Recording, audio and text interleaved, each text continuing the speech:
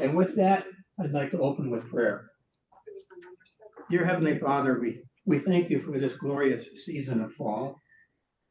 Thank you for all the blessings that you've given us to enjoy, especially as we go through these different serving opportunities today.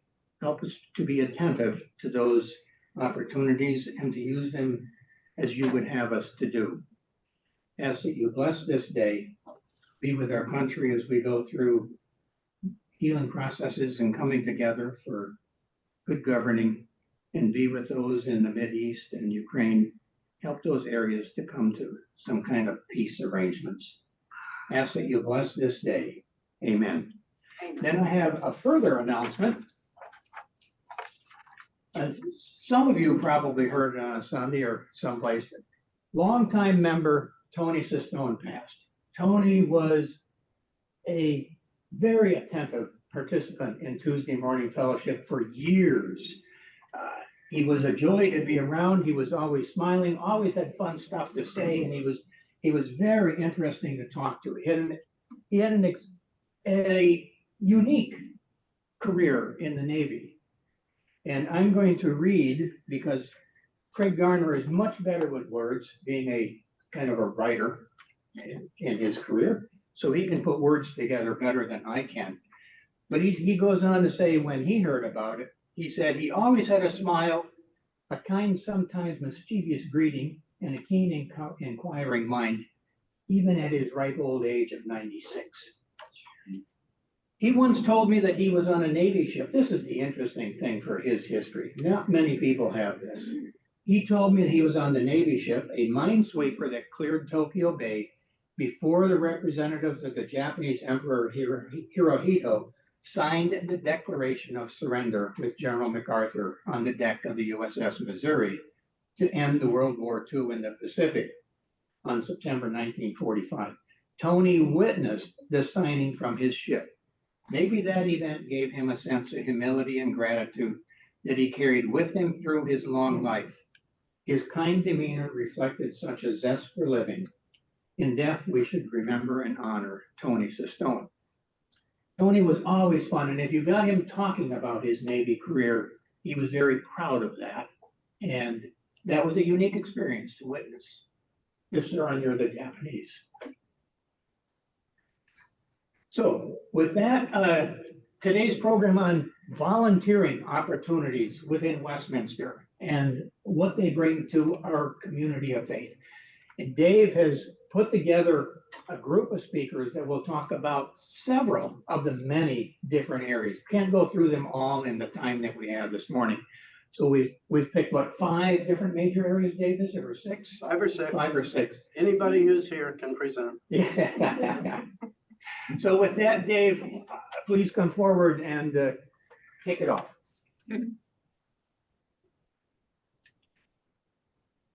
And I'll try to run the audio visual better than the practice 10 minutes ago. So it hit me over the summer that one of the ways that we can be better Christians is if we can figure out how to serve. It's for each one of us, it's a difficult issue. And here at Westminster, that is such a wonderful place to worship. It's like trying to get a drink out of a fire hose. You get all wet, but you're still thirsty at the end. And later on, after we get done with the video, I'm going to show you how to find about only half of the volunteer opportunities online. And they allow you to click on them and it expands. I click forever on the name. It's the picture you got to click on. I'll show you. And you can find who the contact person is and all of that. Some of them haven't been kept up to date. So you leaders should go in periodically and ensure that if your information is not in there, Lynn George, I can introduce you to, does that. So, but really Christianity is all about being a little bit uncomfortable in going, stretching yourself a little bit. And I have done that time and again here at Westminster. I'm going to show you the ways that are open to all of us to demonstrate. But I think Jesus made it clear to us that volunteering how to make your way into heaven is not hard. And here's what he said about all those who failed. For I was hungry, and you gave me no food. I was thirsty, you gave me no drink. I was a stranger, you did not welcome me. Naked, and you did not clothe me. Sick and in prison, and you did not visit me. That's the only one that I'm not sure we have a volunteer activity I have found that allows me to go into prisons. Craig Garner used to go into the prison regularly and minister to those people who were in prison. So I think we need to keep finding ways to better serve our Lord. Okay, so many of the people here are going to tell you about volunteer opportunities.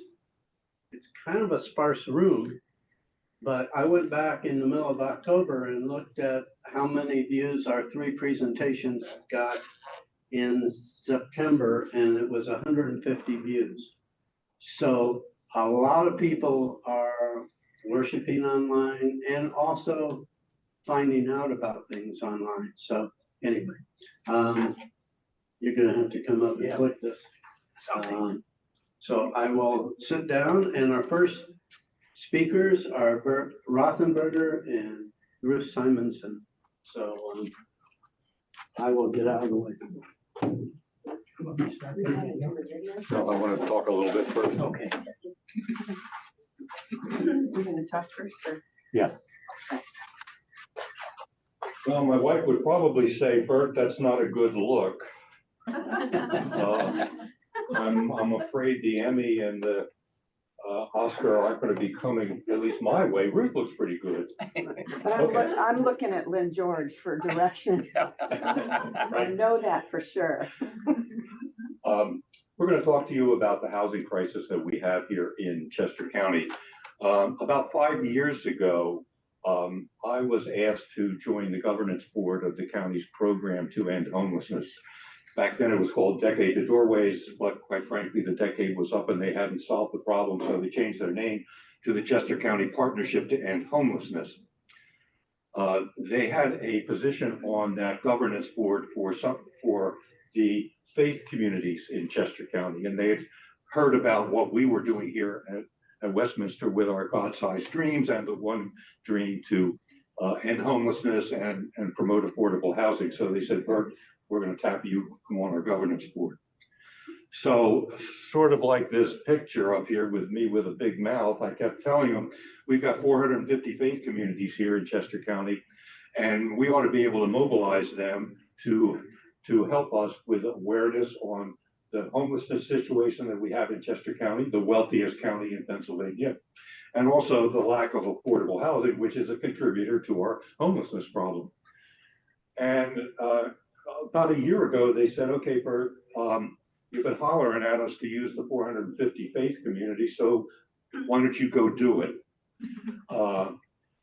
So Big Mouth Bert got tapped, and Big Mouth Bert went first as quickly as I could to recruit Ruth Simonson. And we started out on a program to develop an awareness campaign on the lack of affordable housing and the need to take action in Chester County. We were fortunate, though, that we were put in touch with an organization called the Frameworks Institute. Google that, Frameworks Institute.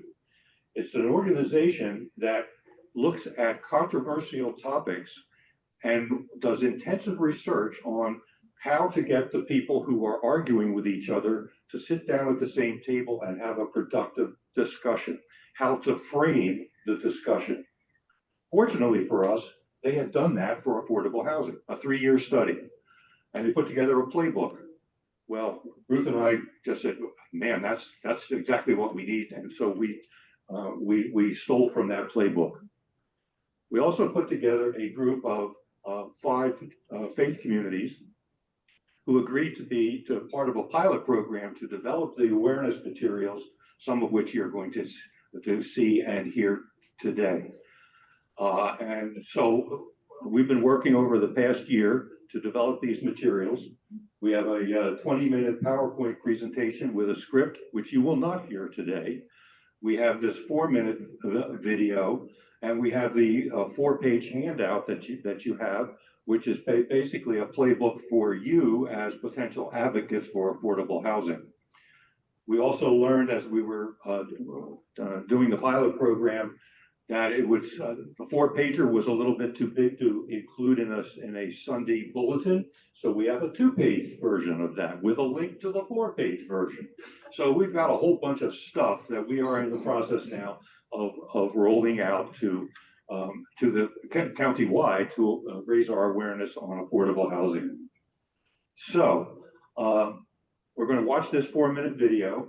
And then we're going to, Ruth will walk you through the handout that you have.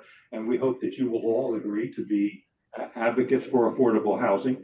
And we are available to help you with any materials that you might need to speak to your Rotary group, your church book group, wherever you feel that you might have an audience and can recruit people to be spokespeople for affordable housing. So let's watch the video.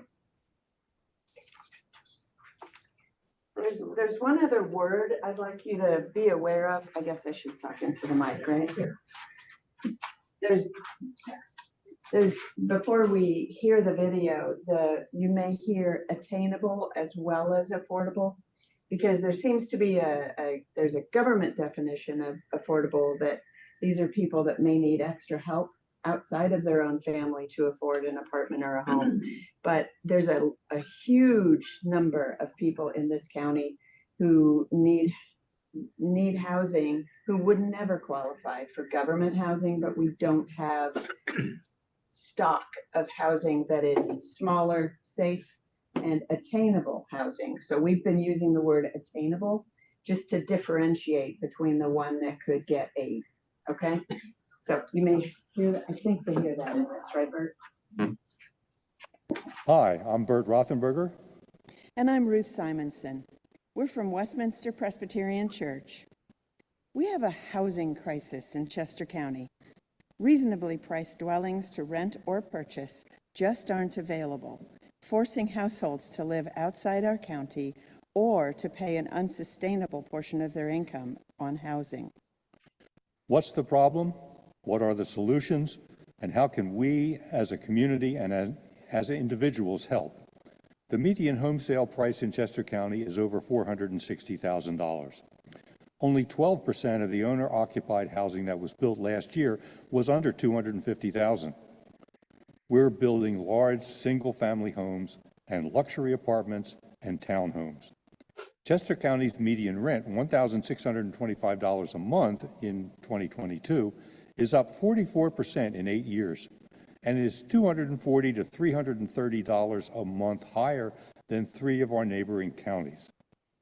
Why is this a problem, and why is it this way? Wages haven't kept up with housing and transportation costs. Out-of-date development approval processes and zoning ordinances drive up housing costs, and new housing just hasn't kept pace with population growth. The result? Many workers, the workers we need for our economy to prosper in this community, can't afford to live where they work. A household paying the $1,625 a month median 2022 Chester County rent needs to make about $72,000 a year to sustainably cover their housing expenses.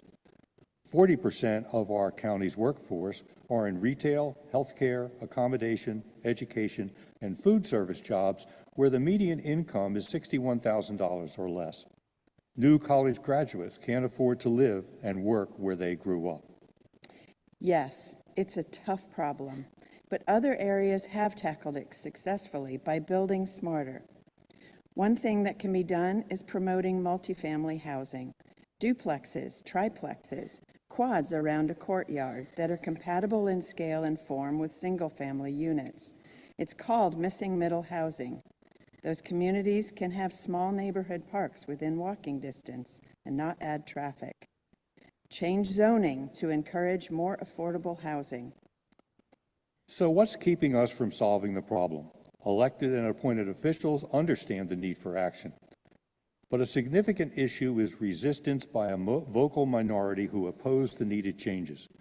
Everyone has a right to an opinion and to express it.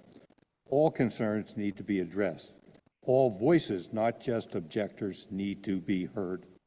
Supporters need to be heard too, but often the supporters of attainable housing aren't present at public meetings or don't know what to say. So what do we do? Let's build the number of supporters and give them the information to promote attainable housing. And that's where we come in. There are about 450 faith communities and many service organizations like Rotary Clubs, Lions Clubs, and the American Association of University Women in Chester County. All promote fairness and provide support for those in need. Let's mobilize these folks as advocates for fair, attainable housing for all households in Chester County. There are many ways you can learn about the housing crisis and ways you can be an advocate for attainable, sustainable housing in our community. Watch for news from the county and from your municipality's planning commissions and the 3 area housing councils in Phoenixville, Westchester, and Southern Chester County. Find out about upcoming public discussion on zoning changes and housing development projects. Lend your voice in support. We can work together on building a solid community with safe and attractive housing for all. Thank you very much.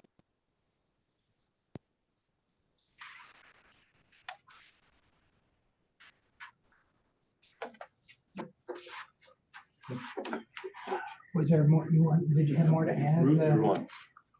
Okay. Do you want just a question and answer kind of idea? Yeah,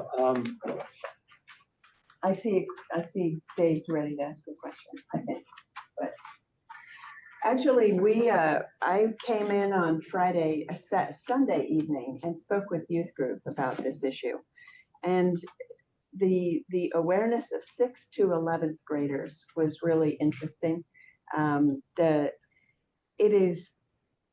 is just a matter of plain old fact that things happen to family units over years, decades, and so on. Things like medical situations or wrecking a car or a company you work for just closing up shop and going away. These things create absolute catastrophes for families. And if they are then out of a home and try to come back into a home, it is just such a difficult situation. And it was really interesting having that conversation with 11 to 17-year-olds and saying, okay, if you hear about this at school or whatever, talk to your parents, see if your parents will go to a township meeting. You know, we've all experienced all the signs around here about the property behind the church, but we haven't considered saying, we're not looking to create something that looks absolutely horrendous near you. There is nothing wrong with having beautiful homes with big yards, and there's nothing wrong with the lovely apartment buildings in Westchester. The problem is we also need to create more on some other land somewhere for people who can't afford an $800,000 home or $1 million home. And if you look at the last 2 pages of the handout that you have, you'll see some pictures of affordable housing that looks really nice. there's a thing right here on the left-hand side of page 3 that is, it looks like 2 homes. They are, I believe, on the same block in Swarthmore. One of those is a single-family home, and one is 5 units. They're on the You same can't block. tell it's 5 units. And then you can walk from that home to both homes to the neighborhood park. that may not be as big as Chestland Preserve, but it's a little park where everybody can enjoy some outside time. And then this picture here, the top one on the right, one of those is a home that's been around for years, a very big, and then the other is a newly developed home made to fit in with the community, but where multiple families can live. That's what's called the missing middle housing that we're not building here in Chester County and in many parts of the United States. So one of the things I think we just need to do as a church is just help with the awareness of the situation. During the life of the home team so far, since Vision Quest in 2018 and 2019, the team was begun. We talked to a lot of people over the first year. Oh, I'm sorry. We talked to a number of people over the first year, places like the hospital and how much they pay their employees, nurses, and so on, and how much is paid in the school system around here. Some of the companies are hesitant to increase the size of their operations in Chester County because their employees can't find housing that they can afford. Those are serious issues for the future of our community if we want it to stay a nice place to live. And so one of the things that was done was the creation of those 3 councils that you saw. One was already in existence in Phoenixville, and you may have heard over the last decade or so about some changes going on up there. But now we have a Southern Chester County housing area. What is it? They've just recently changed the name. Southern Chester County Council for Housing Affordability. And then in Westchester, it's the Westchester Attainable Housing Council. And these are just looking at things like outdated zoning requirements, things that maybe require 2 parking spots for a unit, when in reality, if you're in the borough, you may not need 2. The other thing that they're looking at is things like the accessory dwelling units and the possibility of making it easier for somebody to turn the upstairs of a garage unit into an apartment. So they're looking in those groups at ways to make new attainable housing possible.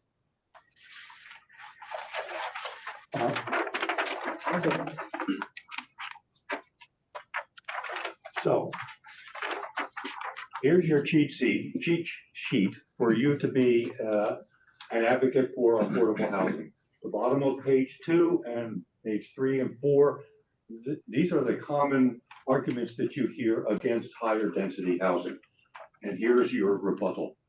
So we urge you to pay attention to what's going on in your municipality and speak up when you see something that's leading them toward a more affordable housing. Questions? Dave. You and I have a unique perspective as we both served on the Township Planning Commission. And I think it's true that zoning plays a very large role in preventing this sort of thing. And we're not going to get overall zoning changes. And you and I also appeared before the West Town Planning Commission with to try to get the zoning on this Westminster property changed. And they weren't against that, but as I recall, they wanted to say, well, give us your project, and then we can deal with a project by project basis. And, you know, maybe it's time for the church to walk the walk and consider taking these 7 or 8 acres that are unused and will probably never be used and donating to Habitat or somebody to put up affordable, low-cost duplexes or whatever. So I just wonder if that idea has been discussed among the leadership of the church, where we could do our Christian charity, we can have volunteer workers right here instead of having to go to Coatesville or wherever, and actually do something here in West Town with our property to advance affordable housing. I still think we're holding out the idea that we could go ahead with the project that we scoped out about 3 or 4 years ago. And there are some changes that are happening in the local municipalities. For example, the Westchester Borough is looking at making inclusionary zoning a by right use, which means you don't have to jump through hoops and get zoning variances. So the missing middle housing could be built in the borough. The Kennett Square Borough is also looking at a user-friendly accessory dwelling unit ordinance. So municipalities, contrary to what was happening 10 years ago, they are understanding what's going on in the rest of the country and are looking at making zoning changes to solve this particular problem. So I'm an optimist. I'm a glass half full guy, and based on what I've been seeing in the Westchester Borough, their planning commission and their board of supervisors, and the same thing in the borough of Kennett Square, I think there's an opportunity for us to see the zoning changes that are going to be needed. Anything else? I think I'm going to cut it off right there because we have a lot of people who have come to speak. Anybody who wants to volunteer with awareness and advocacy, get hold of us. Let me know, sign up on this sheet, or contact them directly. Karen Kepke is going to come up next. She is the one that's been in charge of our thrift shop. Very popular location for all of us. So, and meanwhile, while she's talking, why don't you load up Jill Raker's thing too? Do you have any videos? No. I wasn't sure I was really going to speak. So Here you go. anyway, so this is going to be off the cuff. Why don't you stand over Where here do you while want me to he's stand? Right there. Good morning. I am Karen Ketke, like they said, been a member for 37 years here at Westminster. Thrift shop in 1990. Went to session, and it was during our move that we had decided what could we do, and we thought maybe to help with the building fund and mission fund. So in 1990, session approved a thrift shop to open, and half the proceeds go to outreach and half the proceeds went to mission fund. They gave us 6 months. We opened our 34th season this past September. I've been involved in the shop the whole 34 years. It's a wonderful group of women and men that we have. We have to date given $210,000 to the outreach committee. We have a line in the outreach budget that is mission thrift shop, Westminster Thrift Shop Mission Fund, and that goes to non-budgeted items that come up during the year that we give, and we've helped community children go to camp. We've given to Broad Street Ministry and those that the church supports locally and abroad. During the 34 years, we've helped domestic violence moms give a Christmas to their children, come in and shop. We've helped the homeless with blankets. They come in and want to shop, so we provide that. We know who they are when they come in. We don't make, they blend in, but we know who they are, and they always want to pay for something, so they don't want just a handout, but we do, we'll help out that way. We're volunteers. We've got about 45 volunteers right now. Some that are at the shop during the shop hours, but some help behind the scenes as well. We have some that bring donations from the church that are left in Spelman, the closet here, to the thrift shop. We have others that help take things when the sale date has expired, or we've had it long enough that it's not, we donate it to other community and other areas that may need it. We have a friends of the shop that we call them, come and take them to maybe places, other thrift shops or other areas that will need, that can use them. And so we recycle. We don't really throw anything away that we get into the shop. We go on the volunteers and the donations primarily from the church. We do have a lot of friends of the shop that we call that give us donations, and it's through your donations that we can keep the shop going and we can outreach and we can minister to those that need help. We're a fun group. We're a hardworking group. You can volunteer. Some volunteer half days. We work on a Monday. We're not open, so you can come. We're 9 to 3. I have some that come at 9. They leave about 11:30 noon time. I have some that stay. When we're open for sales, Tuesday, Wednesday, Fridays, I have from 10 to 3. I have people that volunteers that stay all day. I have some that come just for a few hours, and that's fine. So Saturdays we're 9 to noon. And what else? I think I covered it. Is that what you That's wanted? good, yeah. Mhm. And so if anybody has any other questions, anybody wants to volunteer, I can fit days. Our area for working is a little smaller than what we used to have. So some days are fuller than others, but I would be more than happy to have you come in and talk to you, put you on a sub list even. We'd love to have you. So thank you. Super Any duper. questions? Well, we're No. gonna move on Okay, because good. we got about All right. 4 or 5. I realize we have some people online who are coming. Jill, if you wouldn't mind making your way up here, I'm gonna first show you how to find all the ways to volunteer online as Jill's coming up. You just go to serve up here. Then it says volunteer. Recognize that word? You click volunteer and you click it again.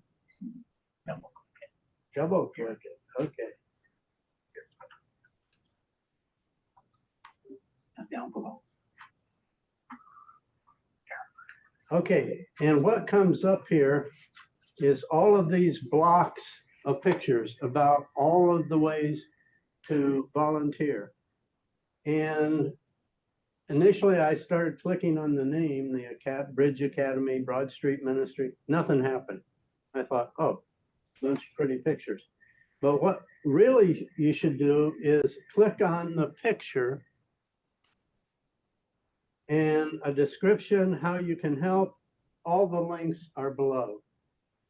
You know, somebody like me over 70, that was a milestone in my digital life.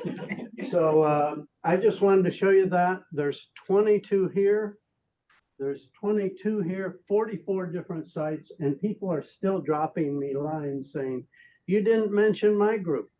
So anyway, we're going to move right along and have Jill come up and tell her about her volunteer needs within Sunday school and Children's ministry. all of children's.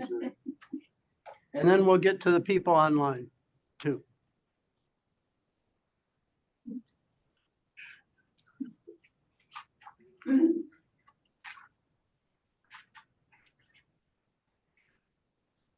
Here we go.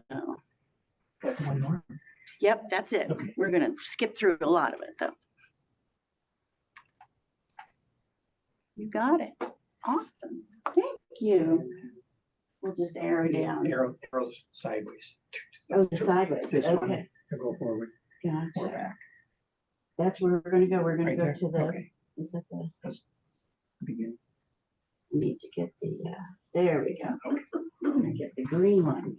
There we go. Well, good morning. I am Jill Reichert, Director of Children and Family Ministries here at Westminster. I am working on 2 years of being here already. That really flew by. I appreciate Dave asking me to come because I feel like so much of children's ministry is down there out of sight, and most people don't really know what happens with the children. So I'm glad to be able to share that with you and see if you might connect with the kids in some way. This is a slideshow I actually put together. Can you see that? I'm kind of right in your way. Maybe I'll move this way. There we go.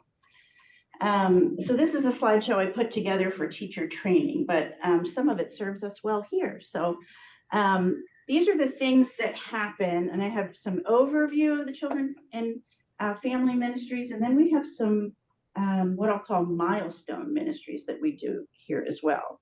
Oh, I see what you're doing. Well, I'm being recorded down there. Oh God, how did you do that? All right, so we have at 9:30 on Sunday mornings, we have Kids Connect and We Connect. We Connect is something we started last year because when I came here, there was nothing for our preschool kiddos. They were, apparently years ago there was, and then they got to the point where they didn't have volunteers to do it, so they just put them in the nursery. So I didn't feel it was okay for our kiddos going into kindergarten having nothing. And so we started the We Connect, we meaning little ones, we, W-E-E, little ones, started a ministry for them, like a class for them. So that's 3 to 5 year olds, the 5-year-olds that haven't gone to kindergarten yet. And so that's at 9:30. And the We Connect now happens up here behind those, for the most part. Sometimes we have to move if there's big events happening in there, but behind those partitions with the same materials that we used for the young children in worship at 11.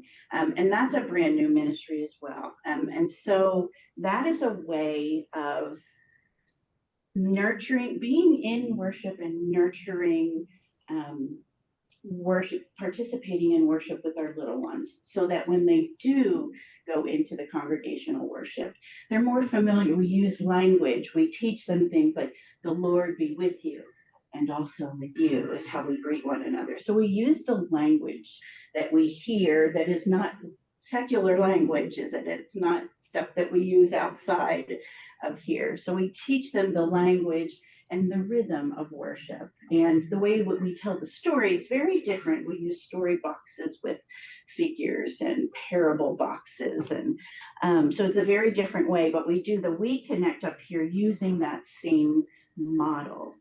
And then at 11 o'clock, Young Children in Worship is for all ages, 3 to 5th grade. And some people say, oh my, that's such a big spread. It is. However, it's fabulous to have those older kids buddy up with the younger ones and help read and help kind of stay in their spaces. And it's a great buddy system to be able to nurture. So that's what happens on Sunday mornings here. So you'll usually see me setting up and leaving and setting up and leaving. And so if you need me on Sunday mornings, get a net or a hook and catch me. But we would love to be able to, the Kids Connector, let me back up a little bit. So we have kindergarten and first are together, 2nd and 3rd grade are together, and 4th and 5th grade are together. But they do all go down together in the big room downstairs. And Kathy Smedley, if you're familiar with Kathy, is a certified biblical storyteller. She and her team will dramatize and act out the story and involve the kids in that. So it's very experiential for the kids. And then they go back to their classrooms, and we lean heavily into a sense of wonder with all of the classes that we do.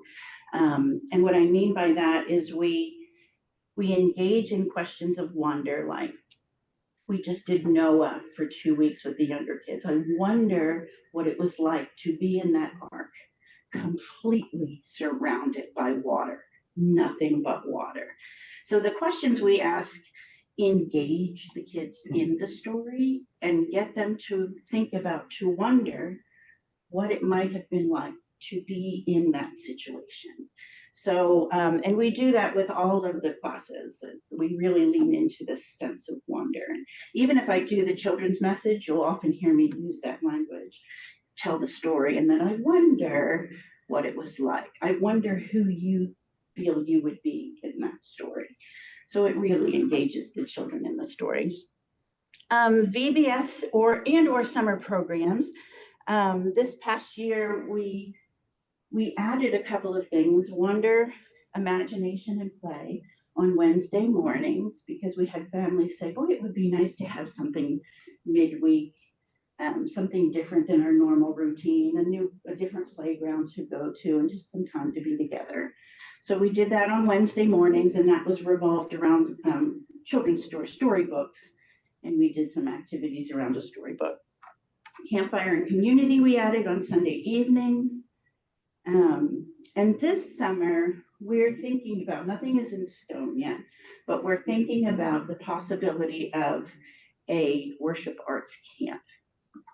And so things like certainly music, but choral or scripture echo reading, hand chimes, all of the things, ways that kids can lead us in worship and learn how to do those things. So we're thinking about that, and ways that at the end of the day, we're considering some enrichment enhancement activities that would be fun, like pickleball, or you all might have a particular hobby that you'd love to be able to come and share with the kids. That would be a great way to volunteer as well. Always open to that. A lot of our senior folks think, I can't connect with the kids, or the kids can't connect with me. What can I offer the kids? You know, I'm way beyond that. And that's so not true. We so need one another across the ages, across the generations. Our children need you and your perspective. And I'll say the opposite is true as well. I get more, I go into these leading kids in their classes thinking I'm going to impart something to them. And I come away every single time being blessed and enriched by them and their perspective. They give me a perspective that I've lost, right? Being a grown-up, we live life and we get baggage. And they're so connected spiritually to God at that young age. They just give such a wonderful perspective. So an overview, continuing the overview of the general ministries, we also do intergenerational events, speaking of those connections that are so important. We do Family Advent Night is coming, Fall Fest, November 10th, it's coming sooner. Would love for you to come. We're also doing the chili cook-off. So if you've got an awesome chili recipe that you would like to share, sign up for that. We're giving, medals. You could win gold, silver, bronze medal for your chili. So, and it's going to be a fun night of activities and photo booth and crafts and a movie and stuff to eat. So, and that's on a Friday night. So that's coming. Vespers, we coordinate that with John and plan that with John, and that's an intergenerational evening. I think it's typically the third Sunday evenings of every month. Very intergenerational, very kid-friendly, interactive kind of service. Family Christmas Eve service also coming up. This one happens to be the fourth Sunday of Advent. If that's not a quandary, I don't know what it is. Do we do Advent? Do we do Christmas? MLK Day of Service in January. We will probably be packing lunches again with the Vine Ministry. And having John here to do that. Y'all know John in the Vine Ministry? Okay. Milestone ministries that we do, baptism class with families, and usually that's myself and the pastors that do that. The communion workshop, grades 2 to 5 in families, is and that's a picture of one of the things we do to teach about communion. That is a fun, really interesting workshop that we do, and the families that come, the grown-ups, their parents that come, really give us such great feedback of how much they learned about communion. And so here in this picture, we're actually making communion bread, communion wafers with them. So that's one of the things that they do. And we talk about that being unleavened bread and where that came from. And so there's a lot that we learn in that service. And then that's held right before Ash Wednesday. So that Ash Wednesday service, they can take communion with a new understanding of what communion is about. And then the third grade Bible workshop we just did.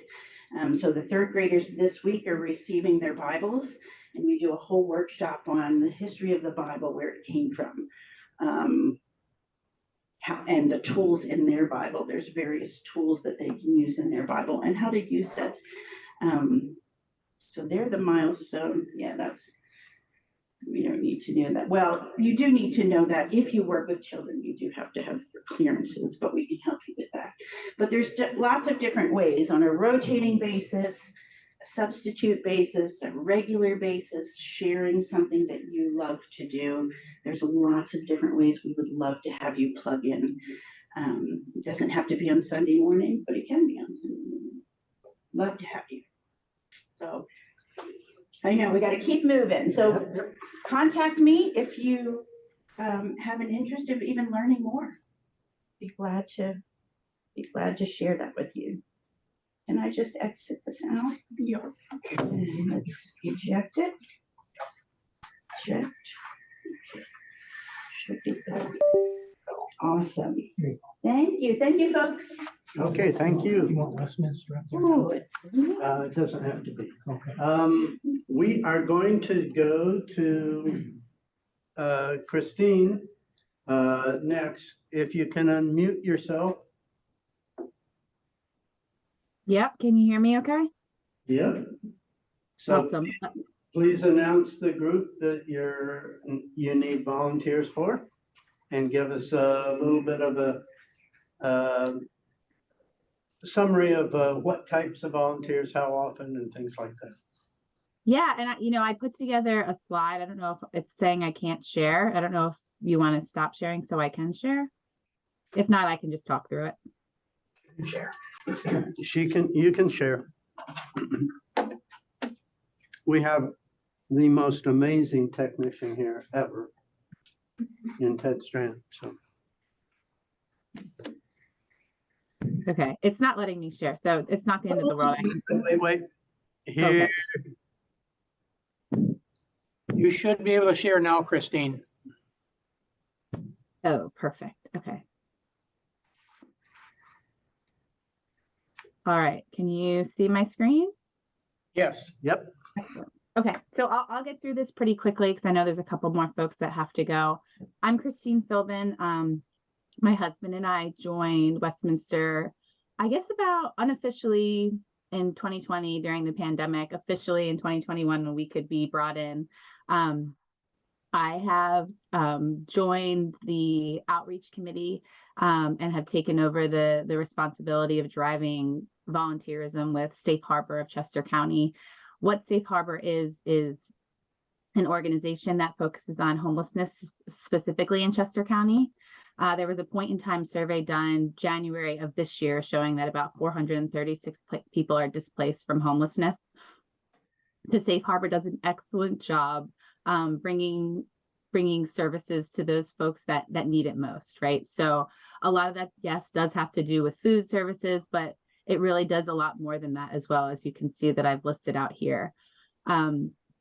How we specifically help as Westminster, there's two specific things that we do. We provide dinners, we serve and provide dinners about 6 times a year. And then we also provide lunches. This year we did it every Monday or every third Monday of each month. For 2024, we're looking into more opportunities to volunteer with them. We have a lot of interest volunteering, making these meals, but as you can see, there's a lot of other opportunities to be involved with this organization. What I like the most about Safe Harbor is it's a great opportunity not only to volunteer individually, but it's a great way to bring in, younger kids within our within Westminster and beyond. It's great to do as groups. I know there's a lot of different groups that make up Westminster and different interest areas. You can do it together in that scenario. You can do it with family. So what we're asking for 2024 is to consider, signing up for a lunch or a dinner, and look out for additional offerings that we hope to be bringing forth. Again, you can do that. You can just email me directly, or you can look out for signups in the Nerve to Serve newsletter. So that's like the quick spiel, but I'm happy to answer any questions if you have any. That is great. I think Westminster donated the elevator, paid for the elevator at Oh, fantastic. Yeah, like I Safe said, Harbor. I'm kind of new to serving as the lead for Safe Harbor, but I know that we've been supporting them for quite some time. So we're looking to 2024 as to really revamping our partnership with them and providing more support for them where we can. So anything that you can do to support is greatly appreciated, and just be on the lookout for what we're hoping to do with them in 2024 and upcoming newsletters. Super. Thank you so much. Thanks, guys. Okay, we have two more people. Nancy Christie, are you ready? You're muted, Nancy. Can't hear you. Nancy, you're on mute. There. Oops. Still can't hear you. Good morning, everyone. I'm probably the neediest of your speakers this morning because I'm going to talk with you about 3 different groups that I'm involved with and that need volunteers. The first is our church historians. Our church historians are John Jost, Sherry Breton, and myself. Since the pandemic, we've been working on entering printed material into a database. So that's printed material that our church has had since 1892 with its founding. Next, we're going to be working on cataloging hundreds of pictures that are related to Westminster's history.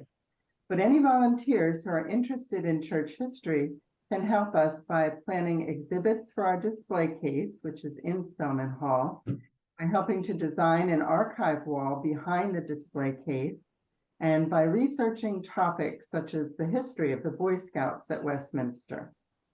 So we hope you might consider that opportunity. Secondly, I'd like to talk about our Interiors Committee, which was just revived this month and includes Karen Kepke, Gail Lee, and myself. Our first order of business was to arrange for the 9 confession banners to be rehung in Spelman Hall, and for the centennial quilt to be hung outside the office. We're hoping those things will be done soon. Many volunteers are needed to help decorate our church for Christmas on Sunday, November 26th. All Christmas decorations must be put up in one day, so we need lots of volunteers on Sunday, November 26th. Finally, I'd like to talk about the Expanding Our Witness for Seniors team, which was started by Gloria Ballinger and myself 5 years ago, when we determined that church attendance starts to fall off when people turn 80 years of age. And Westminster has more than 200 members who are over the age of 80. In the spring and the fall, we make phone calls to all of our seniors to confirm their contact information and to check and see how they are connected with our church. Part of that is asking them if they would like to have a senior connection volunteer. Our senior connection program needs volunteers who are willing to call a senior 4 times a year, that's quarterly, and send them a Christmas, birthday, and Easter card. Interestingly, some of our members who are over the age of 80 do this for other seniors. Thank you very much. That is great. Well, the original list of volunteer activities did not have the expanding our witness for seniors that Nancy Christie is in charge of. So you need to look at the most recent one I sent out today. I don't sleep at night. So anyway, Sherry Breton is there. Do you have some stuff to share with us, Sherry? You don't. Okay. Moral support. So anyway, I think that Dave, yeah. I was trying to find the unmute because my husband's not here. Oh. The only thing I would like to add, am I coming through loud enough? Yes. Yes, I've been a member of the library committee since '05. And although we have 4 members and we're handling it fine. Our concern is the library is not being used. We've acquired a lot of new books. They're often featured on the top shelf. And we'd like to see more congregational use of the library. So stop in and browse through, look on the top shelf. Sometimes there are meetings in there, so it's not as accessible as you might think right after church. I noticed that there was a meeting in there after Journey class Sunday. But we have bought a lot of books that are pertinent to today's social justice topics. So, and we've purged the library of any books that predate 2000. So it's all very current material. And if you have questions about how to find a specific topic, please feel free to email me or Jenny Kipe, Phyllis Simmons, or Jane Deacon, we are the library committee and we pretty much function. We have our own activities we take care of, but any of us can help you find something that you're interested in. Okay? That sounds great. And I have a question for you. I'm developing quite a library online through Google Books that they have scanned in and are free. So yes, I didn't attend the fall it's called DVCL, Delaware Valley Church Librarians meeting. There are two of them a year. Usually at least one or two of us goes to one of the meetings, but at the most recent meeting, they addressed that. And there is a link, I haven't tried it out yet, where you can acquire books from other sources, read them online. So we are aware of that. We just haven't tried to use it yet. So that's another option. But Dave, that's a great idea. Some of us just don't like reading everything on a screen or a tablet. We like cozying up with our book at night. So, you know, there's just up with a tablet too. Yeah, it's not as cozy, Dave, but some of us are old school with books. I do want to say that we appreciate Jill Reichert using the library because recently Phyllis said to me, well, Jill's been in using the library, but we can see who's coming in and checking out books and so forth. The other thing is that we'll take donations of books. They should be spiritual books, spiritually related.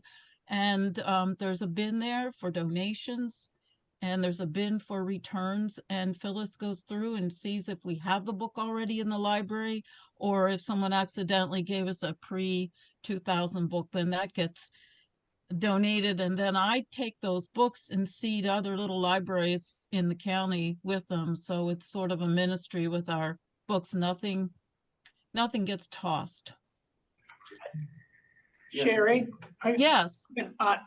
Your comment on trying to increase the use of the library. Yes. Talk to Lynn George and get a promo banner during the pre-service morning when they're running the different announcements in church on the big screens and in front of the people would see that at home and in the congregation. The library, use some words to that effect and get that up for. I think we've tried some things like that with the newsletter. Right now, and I don't want to say who, but there's been health issues within the group. And so we haven't met as a group all together. We met once after the pandemic. We had phone call meetings during, but we haven't been there all to group. And we just talk over the email and each one of us has a different responsibility. But we did do something like that back a ways and we need to do it again. So thanks for the nudge. Super duper. I have, we've run just a little bit over, but I do want to just give you a couple more ideas for volunteering. One is something that I've done for a while, and that's volunteer for the AV room during worship. Nobody sees that room back there, but if you're facing the front of if you're looking at the altar, it's on the left, near the windows, it's the door, secret door. You go in and you become the one that streams the service. and you change the cameras and get the views of the minister or the piano or whatever you want. And Lynn George would love to have those technological people within our group help her out. The other one that's very quiet and is not going to be broadcasting that she needs help is office help. It's a simple line that I put on the list of things. What is that? Currently, Barb Drain needs someone to collate all of the bulletins. They don't come out of the printer with all the inserts. And this could in the future be coming vacant. The current person that's done it for years, I've seen her in there, is 88 years old. And every Sunday she puts all of our bulletins together. So this doesn't happen by magic. So if you would be willing to help out, Barb Drain would love it, although she's not gonna tackle you and ask you to volunteer. So there's all kinds of things. If you have any questions, I'm sorry that we ran over, but thanks to all the people that have presented their needs. Any other people want to present about handbells? I know Ron Bellamy couldn't make it, but we have handbell ringers that are, you know, always in need of more people. There's only so many fingers that you can hold on to bells with. So Give us the directions on gristmill. gristmill. So in closing, next week we have a field trip to the 1704 Newland Gristmill, which is on Highway 1 and Cheney Road at the intersection. I would like everybody to be there, try to be there by 9:45, but the tour is going to start at 10. We are covering the cost. The cost is $7 a person, but we are covering that for everybody. You will come and find out how the expansion of 322 in Glen Mills almost closed this 300-year-old facility because they didn't prevent the silt from running over a mile through the streams and into the grist mill.